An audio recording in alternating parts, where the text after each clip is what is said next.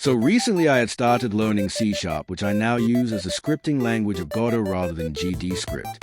And what's a better way to test your game dev skills than to participate in a game jam? A game jam is basically an event that is hosted online where people make games around a theme that is given in the game jam. But there's one mistake I did, and that was severely overestimating my game dev and time management skills. In short, I got stuck and demotivated very easily. I went on to make a short, creepy game about a serial killer which is inspired by some real-life sources. And don't know why, but I felt the need to use crayon drawings as the art for this game. Thought this would make the game creepier, but that's another topic. Initially, I thought I would be able to finish making this game in 2 weeks, but boy, I was wrong. It took me 1.5 months to complete this game. For context, I have been learning game dev for almost over a year, and still it took me this long for this.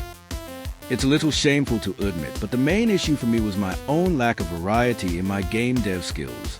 The thing is, I'm decent with my fundamentals, and well, the bad part is, I'm only decent with the fundamentals. I can barely go beyond that, and that honestly affected my vision for this game. And there were then some external factors, also like school, studies, tests, all that stuff. And all these led me to give up on this project, and I missed the deadline of the game jam. Well, then I had no motivational vision to work on this project and abandoned it for a few weeks. But in reality, it felt wrong to just leave a project midway because I can't make few things work perfectly.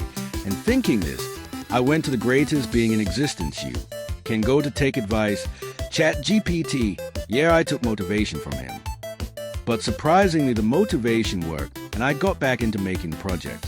So fast forward, I replaced some gameplay and game mechanics which I wanted to implement but couldn't, with the ones I could, and just got through making the game. And then finally I released it on itch.io. So that's the whole rant of me almost giving up on my mediocre at best game project and then actually finishing it.